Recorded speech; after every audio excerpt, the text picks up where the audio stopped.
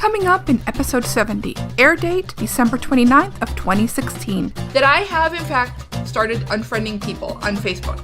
And here are the reasons why you will get unfriended from me on Facebook. 1. If you go onto somebody else's thread to tell them that they are stupid for believing what they believe and they should burn, you get unfriended. Welcome to another episode of The Little Radio Show. My name is Sandra Fernandez, and I'm joined by my co-hosts Juan, Alanis, and Anjelica Cazares, and we're bringing you small talk about big topics. This week we have part 2 of our conversation about the election, and we take a look back at the year, talk a little bit about our New Year's resolutions, what we learned and what we didn't. Just a reminder that you can catch us every week on Thursdays at 2 p.m. Central Time on hmsnetradio.org.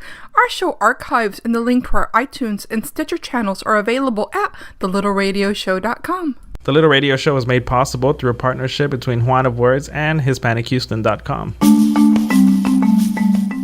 And now on to part 2 of our conversation about the post-election impact. It was like, we're right, and I don't care what you got to say, la. That's what I think the whole election was. But to me, I think it's not about the individual people, because I don't really think what they think matters that much. Like, I think to me what it is more, the reason that I think that we have to be more vocal is because of the actual things that are happening that can affect the whole country, it is affecting the whole country. And like, wow, I got loud. I know we don't really talk about politics, but like when you're talking about like the alt-right leadership being in as part of the new president's cabinet, like that's not something that you can ignore, and that's not something that whatever the neighbor down the street thinks really doesn't really matter. What matters is that person has the potential to really impact government, to really impact the policies that we all have to abide by. So that's one of the conversations that I really tried to stay away from on Facebook, was the I'm not a racist conversations. Mm-hmm. And those irk me like nothing else. If it's on there and I'm like, and I'm sorry, people out there, you may want to turn your radios off right now, or switch off or whatever, because let me see if I understand this correctly. And I'm just saying, okay, This is one of the things. It's like, I voted for X person because his party is pro-life. Mm-hmm. So it doesn't matter to me that he has said racist things. It doesn't matter to me that he is a misogynist. It does not matter to me that he will not denounce and renounce extreme organizations that advocate violence against people of color. I'm okay with his bigotry. It does not matter to me that he is elevating to top positions in the government people who advocate personally for violence against people of color. It does not matter to me that he is going to and has been placing in high positions in the government people with no qualifications or no sufficient qualifications. Like he's doing now? As long as his party, because he himself is not, his party is pro-choice. That one single thing is what is important to me. So hell with the rest of y'all. Have you noticed? Yeah. I'm not talking, we're never going to agree on any of that. But I'm going back to the people saying this. The conversations about I am not a racist. I'm like, I am not a racist. I just support and endorse racist people. But there was a very telling conversation that took place between the two leads of the campaigns, Kellyanne Conway, and I don't remember what the lady's name who from Hillary Clinton camps was, but they were on a show where they were supposed to be talking just about in general about the election, and it ended up that they had a very heated conversation because the Hillary Clinton representative was saying, well, when you run on a racist platform, you're promoting racism, and Kellyanne was like, no, you're not. Like, he's not. It's not a racist. It's not. It's just like you're sour because you guys lost or whatever. And I think that's the conversation that a lot of people are having. It's like that the other side is saying, the other side is saying, well, it's not racist. It's just that we have these concerns, or we, lost our jobs or whatever. And, now like the certain communities or the others are being kind of used as the like, oh, well, you took our jobs, or you're the pointing fingers at that community. And it's like, it's not racist. We're just affected by our economy. That's what we're worried about. So if it happens that because of that, we end up voting for somebody who has a racist platform, that, But going away from him, okay. I'm talking about the people where I'm connected to. I'm sorry. Yeah, you're right. But the people that I'm connected to on Facebook, and the fact that we can't really have a civil conversation about this anymore. We can't. And it really, really makes me sad. Now, I don't agree with going out and storming the streets and creating riots because you are upset that he won. That's not okay. I don't agree with riots, but I think protesting is okay. Protest is part of yes, protest is right. Okay, but what we're talking about is two separate things. If you're talking about peaceful protest is on the one side. Correct. But if you're talking about going out and doing destruction of property... But here's the difference, Sandra. That happened once somewhere, and that happened to some vehicles on some lot, and the people just happened to be there. That's when that happened. So people keep pointing that and mentioning that and bringing that up as if that's what's the entirety of the protest. That's not. Here in Houston, they've had protesters who are stopping at lights when the light turns red so they don't cross. There is more than 99% peaceful. I'm sorry. I'm going to calm down for a second. There's more than 99% peaceful protest out there. And that 1% that just happened to do that because it was caught on video and camera, that's the overall assumption of things. And that is the galley behind everything else. Where people are like, you see what I mean? That's what I'm saying. No. Let's talk about the peaceful protests that are happening. That of which has happened in Houston, Texas, in Dallas, in Chicago, in Miami, in Los Angeles. You know what I mean? I'm sorry. No, but it's important to note is that, again, we're so polarized. And I'm sick of hearing that word, and I'm even sick of the fact that I'm actually using it, that I have, in fact, started unfriending people on Facebook. And here are the reasons why you will get unfriended from me on Facebook. 1, if you go onto somebody else's thread to tell them that they are stupid for believing what they believe and they should burn in hell, you get unfriended. 2, if you're going to tell me that the current elected officials, whoever they are God's choice to lead us into the new revolution, you're going to get unfriended. We don't have God select people for us in the United States. That's actually chosen. A lot of people call it a democracy. We are not a democracy, and that's a whole nother conversation. But we are also not a monarchy. So saying that these people were chosen by God may not, in fact, be the way to go. However, you can believe that, and you can call me a heathen or whatever. You're just going to get unfriended. Here's the other thing. Trying to convince me that fake news is real is going to get you unfriended. That's a difficult one. That is a very difficult one. That brings up an interesting point because look at the stark difference between like Fox News and CNN. And like that's the world. That's the world that we're living in. Like that's the world that we're living in. Like it's like on one side is like infotainment versus news is what you're talking about. And I don't know which one is which.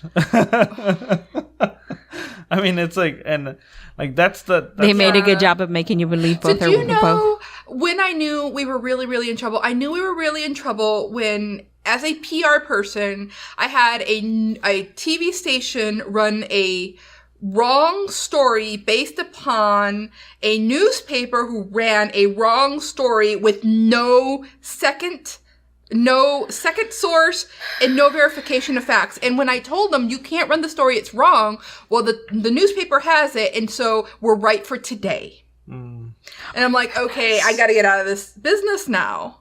Yeah, and that's the sad thing is that's really the reality. Like, and that's what people are like. People on one side are watching Fox News, the other people on the other side are watching CNN, and neither one of them is really getting the full picture because they're like getting kind of partisan information on each one. And even though. But I feel so bad because I took a lot of pride in the fact that I have a circle of friends that is very inclusive, that includes people from all spectrums, and that we were always able to be tolerant of each other's beliefs and be civil. And the fact that that is not the case anymore just makes me sad. Isn't it? I found myself in a mourning process that I could no longer, not that I couldn't be friends with them, but that I couldn't see them and view them in the same way that I have before in the past. I think the thing that like I thought was interesting, that I thought really spoke to me, was like, and I forgot, I'm probably gonna butcher it, but it was like, I'm okay with your beliefs as long as your beliefs don't try to oppress me. You know, if your beliefs try to oppress me, then I'm not okay with your beliefs. Well, you know, but that's the thing. It's like, oh well, everybody voted from their own self-interest, and people could say that, you know, I voted from my self-interest and you voted from yours and you voted from yours. Yeah. And you're right, but the difference is that me voting from my self-interest doesn't empower people who are going to go out and hurt other people. Now, on the other side, I have friends who said they could not vote for Hillary Clinton because she was going to enact policies that were going to hurt their families. And they absolutely believe that, but I don't. So I absolutely believe the opposite, and there you go. And now we're not even able to have civil conversations. And the fact that I'm standing here, or sitting here anyway, talking about very freely about the fact that I have unfriended people because I don't agree with what they've said on their Facebook streams. Lord, I mean, you know, it's so incredibly, so where do we go from here? This is the part I'm having. This is not even the beginning. No. The part that I have, and the thing, like I have got activist friends and I've got friends on all spectrums, and here's what all of them are coming back with: hopeless. There's this pervasive feeling of hopelessness. It's like, oh my goodness, I remember the X years, and I cannot believe we're way back there. And there's such disbelief and hopelessness. But I've chosen upon myself to let it go for the rest of the year, and I will then pick up. Then I'm not gonna come if I just stick to it. I feel it's gonna be I'm not gonna be able to think correctly and wisely. So I need to put it. I need to put it on simmer before I put it on boil when it comes January, because the inauguration is going to take place in January, and it's gonna be very hard. I think people's opinions are what they are, like that. I mean, sometimes they irk me, sometimes they do bother me. We're trying so hard to be polite. But the thing that really bothers me is when people are like, oh, those are ludicrous fears that people have. Like, those are like, who's gonna round you up, or who's gonna like, why are they so scared, or why are people scared? That's what bothers me the most. My thing is like, nobody should have the right to dismiss somebody else's fears. So like, how can you discredit it if you don't know, if you've never been in that situation, if you're not like, if you happen to not be a person of color, how can you try to say, no, oh, your fears are unfounded? How do you know? You've never been in those shoes. Like, how do you know? Yes, we do believe that this platform was run on racism. Yes, we do believe in racism because it's happened to us. And it continues to happen to us. And so whether you believe that or not, it's your choice. We see it every day. But if you don't believe it, it doesn't give you the right to diminish somebody else's like beliefs or fears. Like, you believe the beliefs to the side, but it doesn't give you the right to diminish somebody's fears. I mean, like, if somebody is fearful because, you know, maybe they're a DACA student and they have no idea what's going to happen to them. You're just exaggerating. You have no right to feel that way. Yeah, it's like the liberal crybabies again. It's like, wait a minute, like, you're like, what would you be saying if it was reversed and there was something that you cared about that you felt threatened by? Would you appreciate it if somebody was like, oh, you're just being a baby? And I think that's what bothers me the most. Yeah. Yeah. Well, yeah. And you're right. And is it a true and honest feeling? Yes, it is. Yes, it is. And I hope those who did vote for him, and I hope those who didn't vote for him to stay on it and maintain. If you are really and truly say that you did not vote based on his beliefs, stand up when there's a moment to stand up and say no. But that's the thing. The other thing that I will say is like that. I heard somebody was like on TV on one of the shows, they were talking about, well, I think it's time for the people who voted against Trump to give the people who voted for Trump a chance. And to do what? To not assume that they're racist, to give them a chance to just, not accuse everybody of racism. And I'm like, that's fine. But it's also time for the people who voted for Trump to not diminish the other people who voted or just say, oh, those people are crazy, and all this, the Black Lives Matter movement and all these other movements of the concerns for immigration are unfounded. They're stupid concerns, and they shouldn't, there's nothing that we can believe in. There's if you want open-mindedness from one side, then you need to be open-minded from the other side too, and you need to really try to understand where everybody's coming from. But this is so much, and immigration gets so much attention. This particular election was about so much more than immigration. And there was so much attention provided to it that you would think that we're a single issue country at this point.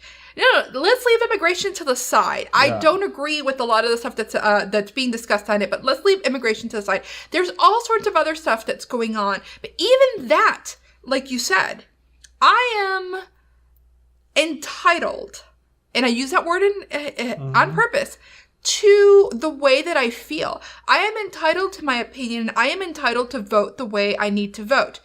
And I am going to own the way that I voted. If I say something and you don't agree with me, it is not your job to then come into my space and tell me how stupid and wrong I am. And I am entitled to call this country my home, because it is. Yes. And even if my parents came from another country, it is my home. And you don't get to point the finger at me and say, go back to Mexico.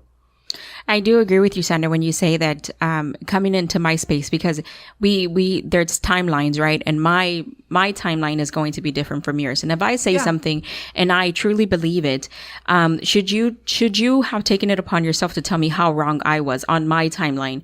I have let you spoke, and if you have something in return, in retaliation, quote unquote, to say on me, then you can use your space to do that, which is your timeline. And we're talking about Facebook here, which is your timeline. Is it really necessary need to come and comment and tell me how wrong I am? I mean, and then there are ways of telling. And and you're right, because there should be open conversation.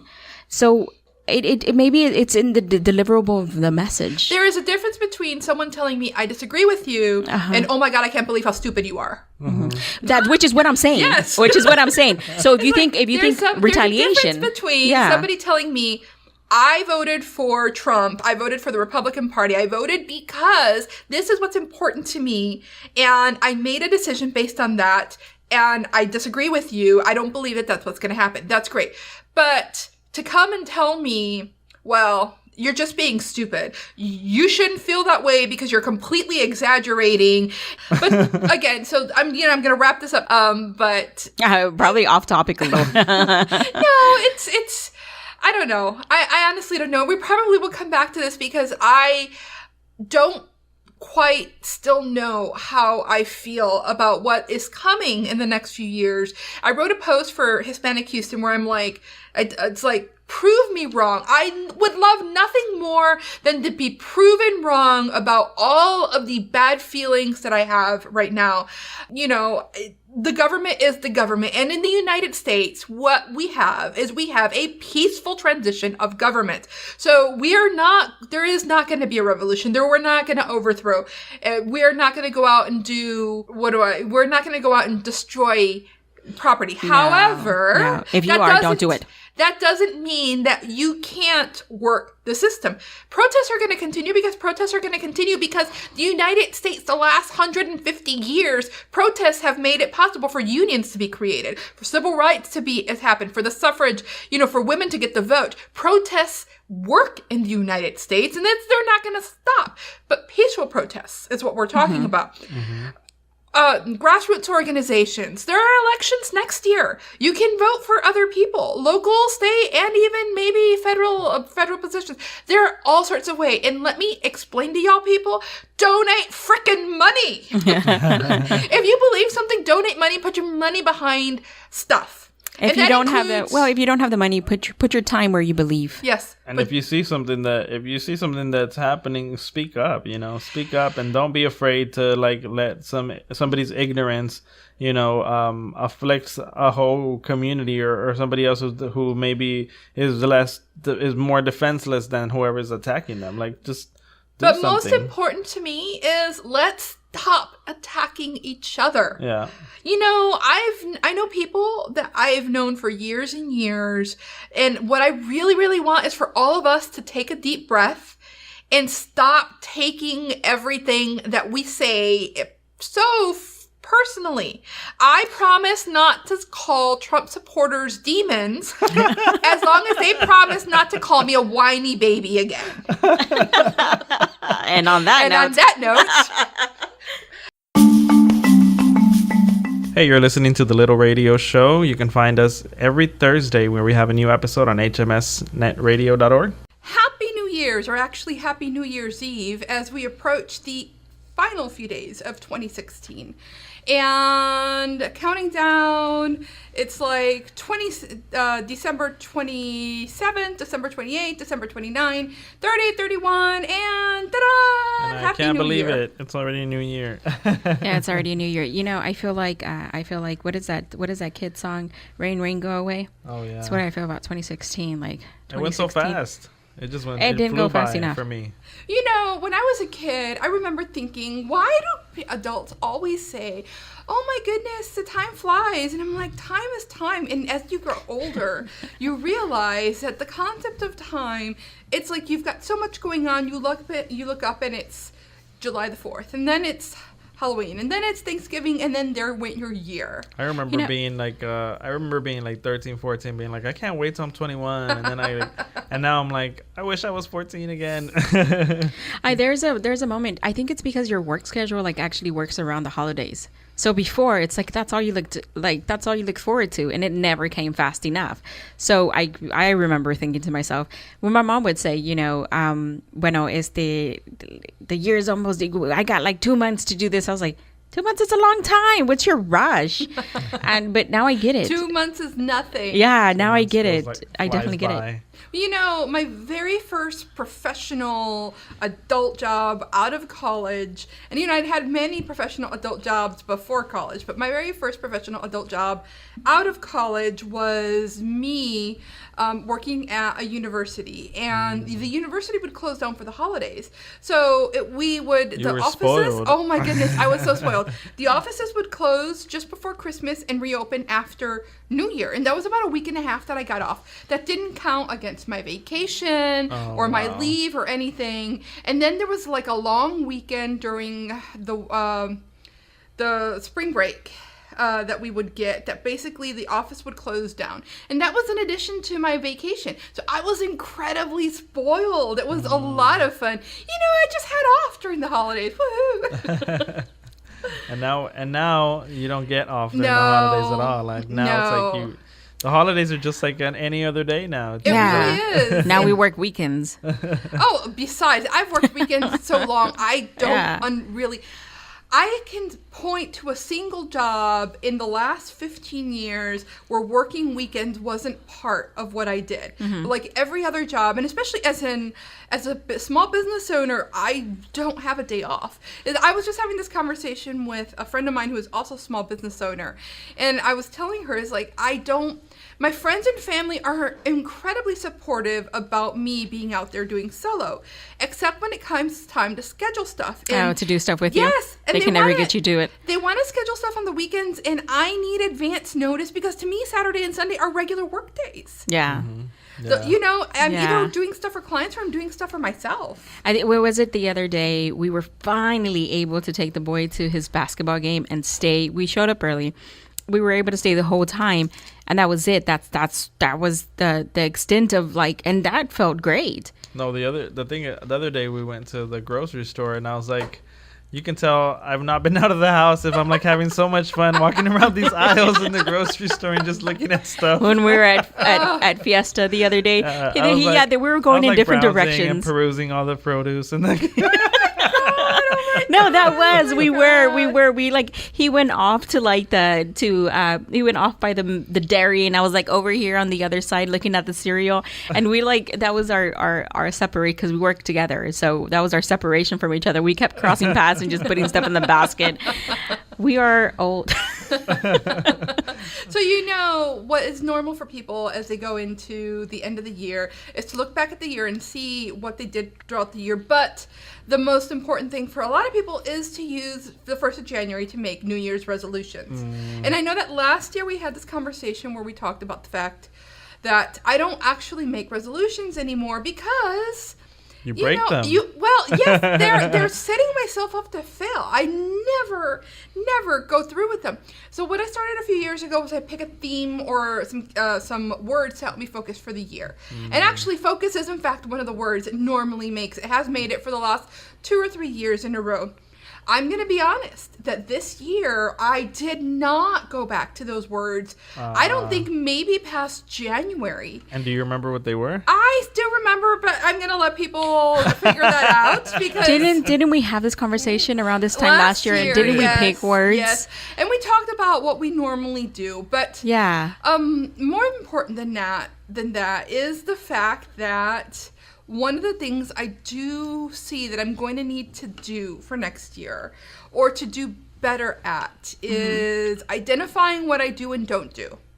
And so there is a lot of stuff that makes it into my daily to-do list that quite honestly aren't actually items that help me reach my goals.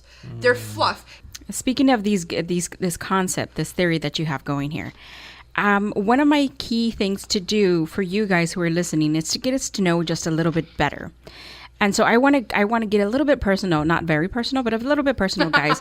And what is personal? Not so personal where it's uncomfortable, right? So my question to you is, what was your big rock for 2016? What was your memorable moments off the top of your head, Juan and Sandra? Just right off the top of your head that you can say was either good, was either, a good, bad, or just really memorable. Well, I'm going to do 2 things. Okay. I'm going to do a rock I put in and a rock I took out. Oh. No, a rock I put in and a scoop of sand that I took out. Okay. I like that. Okay. A rock that I put in was me and Juan finally putting together the Big Oak Tree Media as a company. Yeah. And that one, we've got several big rocks, and those represent the clients that we have signed this year, and that's been great. And in retrospect, I actually went in and I stopped doing several pro bono projects that I was doing this year. There are several friendships that sort of ended this year that have been on life support through Facebook, that kind of stuff. But for the most part, for me, mostly it's professional. Juan, what would you say I think the biggest rock for me this year was transitioning from being employed somewhere to working for myself. Like, that definitely was the biggest rock because, it was, I think it was a long time coming, but when it happened, it was kind of also like sort of unexpected. So like to all of a sudden be thrust into it was kind of a little nerve-wracking, to be honest, and a little scary. But I think, we've been doing well, like we've been doing good, and I think like I'm encouraged more than I was before to continue, because I think like I've seen that it's possible to do the things that I've been wanting to do. It just takes a leap of faith. So to me, that was probably the biggest rock that I put in my container this year, or that I've had to overcome. That's actually really good. Mine is, you guys mentioned Big Oak Tree Media, which was a project that was a long time coming. For those who don't know as well, this has been in the works for, I think, maybe 2 years, where we've been talking about it. These guys have the skill sets that I think they just can do it. And I am so grateful that I'm a part of it to see you guys flourish. It's like she likes us. It's like she likes us, right? But on top of that, on top of creating the agency that we did create together, was that for me, and I seen you guys do it also, was personal branding. I think that was one of the biggest things that we really like honed down and focused on, and so forth. I can relate to you, I think, on what you were saying about cutting back, because I think that's one of the things that I've done since I ventured out on my own, is like really try to look at what I was spending my time on and really trying to scale back. Like really thinking of my time as more valuable than what I used to think about it, and really saying, okay, I can only go to so many things. What are the things that I'm going to go to? Or, I can only work on a certain number of projects, and what projects are those that I'm going to give priority to? And it's really been, for me, just scaling back a lot on what I was doing before. And for the listeners, let us know what your New Year's resolutions are. And Happy New Year! Happy New Year! Thank you for joining us for another episode of The Little Radio Show. We invite you to check out our iTunes and our Stitcher channels and leave us a rating or a review. You can find the link to both channels at thelittleradioshow.com.